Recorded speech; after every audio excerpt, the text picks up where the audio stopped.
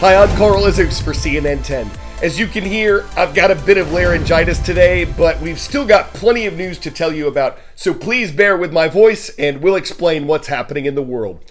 3.5 weeks after Russia invaded neighboring Ukraine, no one knows when the war will end or exactly what needs to happen to end it. In a recent phone call with the leader of Turkey, Russian President Vladimir Putin outlined his conditions for a ceasefire. They included a promise from Ukraine that it would never join NATO, an alliance of European and North American countries. The Russian leader also wants Ukraine to give up its weapons. He wants what he calls, quote, Nazification in Ukraine to stop, and he wants the nation to remove obstacles to the Russian language being widely taught there. What does Ukraine want? The government of Ukrainian President Volodymyr Zelensky is pushing for an immediate ceasefire, a stop in the fighting.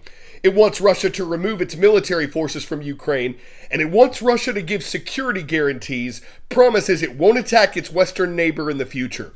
Observers say negotiations between the two sides are complex and hard to figure out, and some American and NATO officials reportedly have doubts about how serious Russia is about bringing the conflict to an end. But the war is taking a toll on both sides. There have been numerous attacks on civilian sites in Ukraine, places like healthcare facilities and a theater where people were hiding. And thousands of Ukrainian and Russian troops have reportedly been killed in the fighting. Russia has a larger and more powerful military than Ukraine, but analysts say the invasion is not going as Russia hoped it would. Russian munitions are still having a devastating impact on civilians in key cities. In Mariupol, in the capital Kiev. But Russian forces are still making little progress, advancing across Ukrainian territory. The core US assessment hasn't changed for much of the war. The Kremlin's forces remain stalled in many areas. And experts agree. 3 weeks in, Russia is in trouble. No wars go according to plan. The problem is that Russia's plan was extremely bad. The key question, why? I would argue it is a mix of everything. It is a failed or botched concept of operation with plenty of wrong assumptions about the very nature of the battlefield. Russia believing in a way that Ukrainians would capitulate or Ukraine would crumble. And experts believe Russia's failure to secure a quick definitive win has revealed another major flaw in its planning. Russia's out of available combat forces to put into this fight.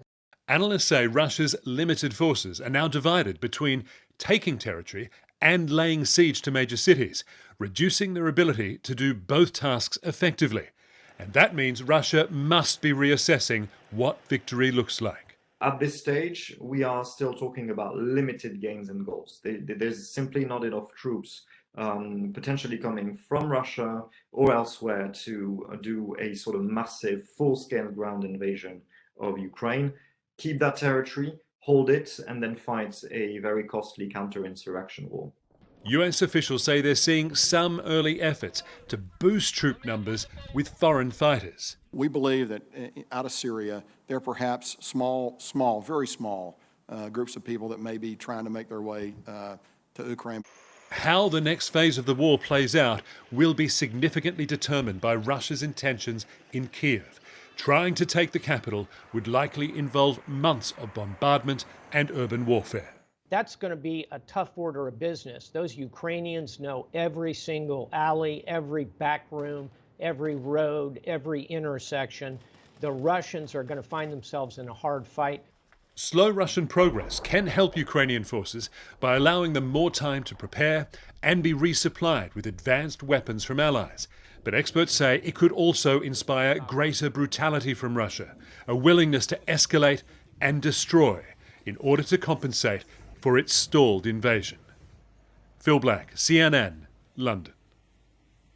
10-second trivia. Which of the following people was not a Hoosier? Dan Quayle, Neil Armstrong, Michael Jackson, or Orville Redenbacher?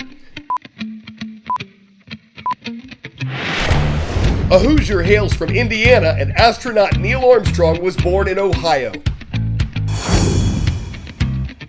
Agriculture is a major industry in Indiana, and that makes the Hoosier State a good place for us to illustrate how the war in Ukraine is having widespread effects on global food prices.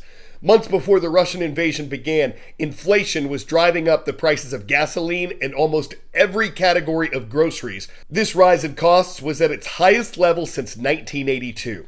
But Russia is one of the world's biggest exporters of fertilizer. Ukraine and Russia combined export more than 25% of the world's wheat. So while this can ultimately cause higher prices for groceries, what happens between the war and the store to cause that? Every day, up to twice a day, like clockwork, Josh Everhart makes this trip, hauling corn and soy to the grain elevator in town. But the constant hauling of crops for his 4 trucks and record gas prices makes even the shortest journey feel like a slow burn. You don't want to see the bill. You don't? What And does you it look at like? it, you're like, oh no. What is it looking like? Well, I mean, $1,000 or 1,000-gallon tank is $4,000. Gas prices hit a record last week, but are dropping slightly, yet still above $4 a gallon nationally and here in Indiana. Even steeper, diesel, which fills these tanks at nearly $5 a gallon.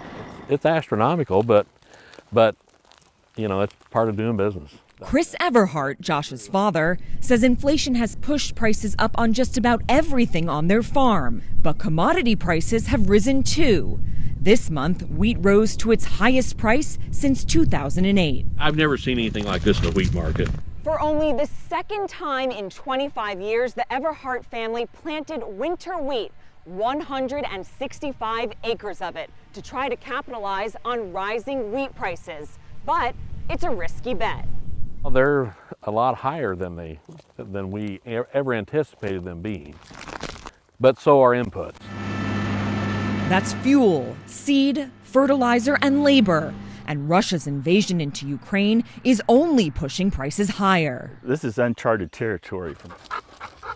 On Phil Ramsey's farm in Shelbyville, he says he's spending $500,000 more to plant his crops this year. The only thing softening that blow, the higher price he'll hopefully get for his wheat, soy, and corn. How much does what is happening in Ukraine impact you here on the farm? I'm happy that the prices are going up. I am not happy about the situation because even though they're a competitor of ours, it's kind of like playing sports. You don't want to see somebody on the other team get hurt. And fertilizer has become their biggest expense because it's made from natural gas, which has also risen significantly.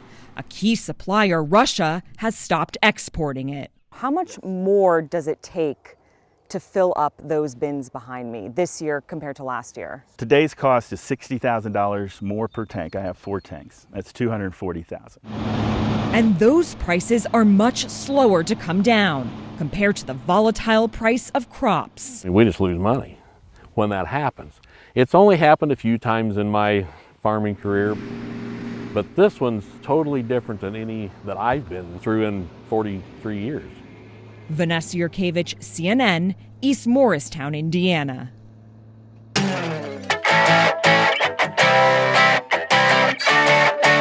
To many people, it might have looked like a big old block of rock with some ridges in it. But to this man, who just happens to have a deep interest in prehistoric animals, it's the tooth of a woolly mammoth. Justin Blauett was recently observing a construction site in Iowa when he spotted it. It's 11 inches long and weighs more than 11 pounds, and a paleontology instructor at the University of Iowa thinks it's thousands of years old.